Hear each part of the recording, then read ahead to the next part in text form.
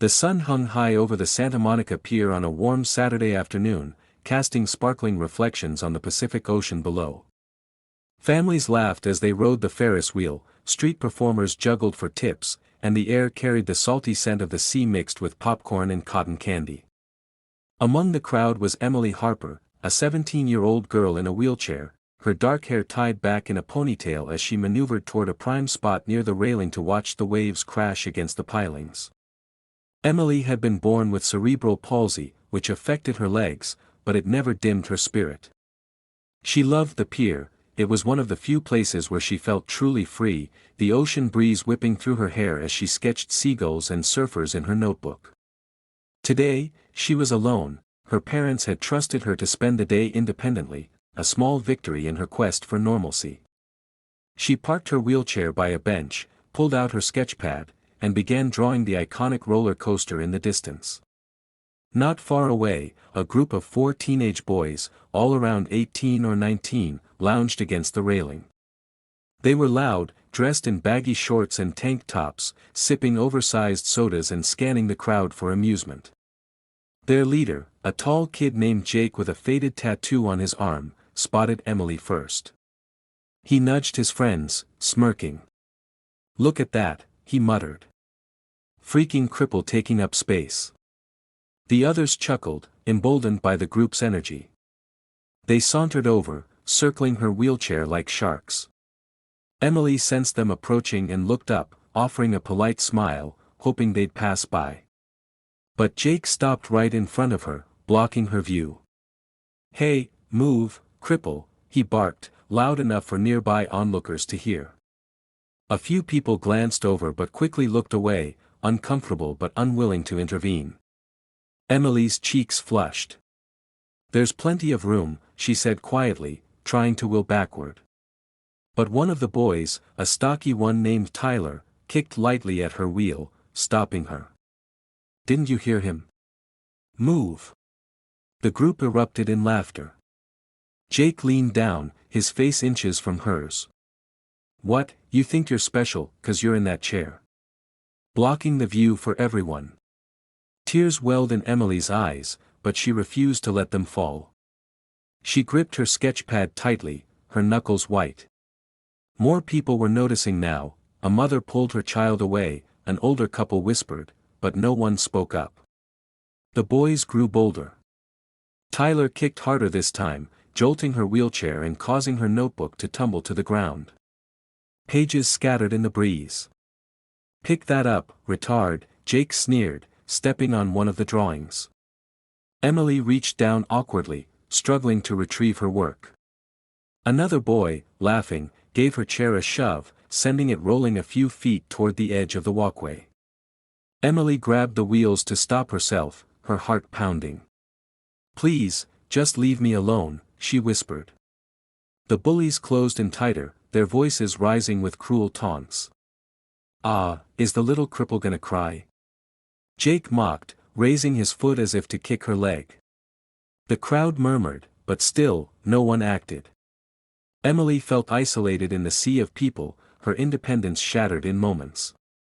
She fumbled for her phone in her bag, thinking to call her mom, but Tyler snatched it away. "Who you calling?" "Your nurse." Just then, in the distance, the low rumble of motorcycle engines began to echo over the pier's noise.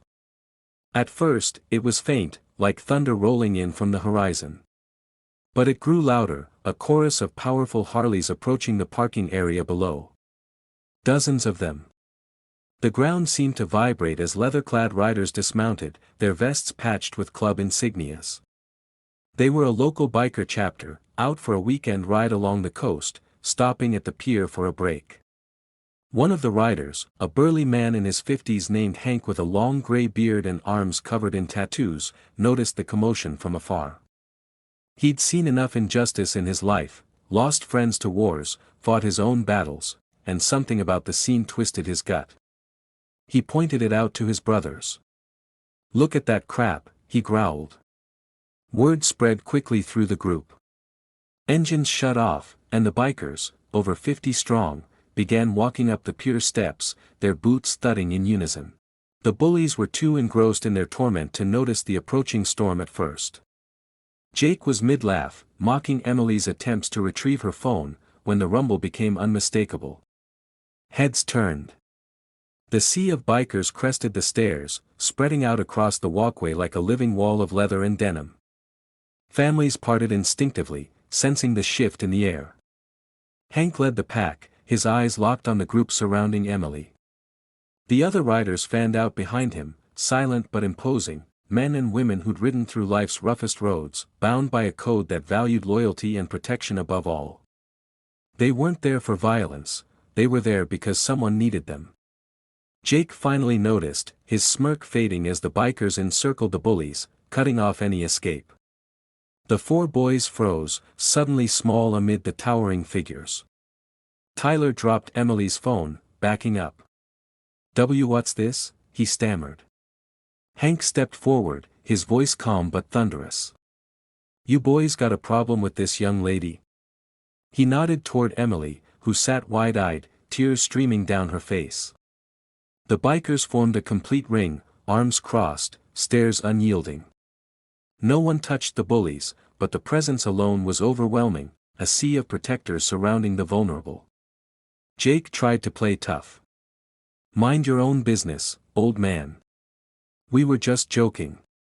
But his voice cracked. One of the female bikers, a tough woman named Rosa with a scar across her cheek, picked up Emily's scattered drawings gently, handing them back with a kind smile. "These are beautiful, honey," she said softly. Another biker retrieved Emily's phone and placed it in her hand. The group ignored the bullies' protests, focusing on her. Hank knelt down to Emily's level. "You okay, kiddo? Anyone hurt you bad?" Emily shook her head, overwhelmed. They just wouldn't leave me alone." The leader of the bullies tried to push past, but a wall of bikers blocked him effortlessly. "Sit down," Hank said firmly, pointing to the bench. The boys complied, pale and silent. Security guards arrived then, drawn by the crowd, but the bikers waved them off politely. "We got this," Hank told them. The guards, recognizing the club as a community ally, stood back. Hank turned to the bullies. "You think it's funny to pick on someone who can't fight back the same way? That's not strength, that's cowardice." His words carried weight, echoed by nods from his brothers. One biker shared a story briefly: "I lost my leg in Nam.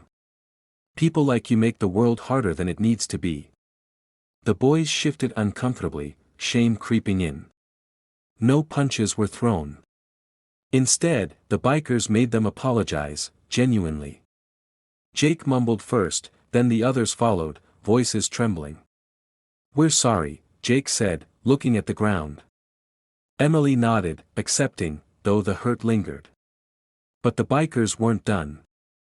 They invited Emily to join them for ice cream at a nearby stand, wheeling her along as the crowd cheered quietly.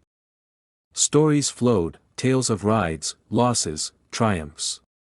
Emily laughed for the first time that day, sketching portraits of her new friends. Hank gave her a small patch from his vest: "Guardian Riders, we watch over our own." Word of the incident spread across social media that evening, videos capturing the powerful standoff. The bullies faced consequences at school, but more importantly, they learned a lesson. Emily gained confidence, joining the bikers on occasional outings in her adapted sidecar.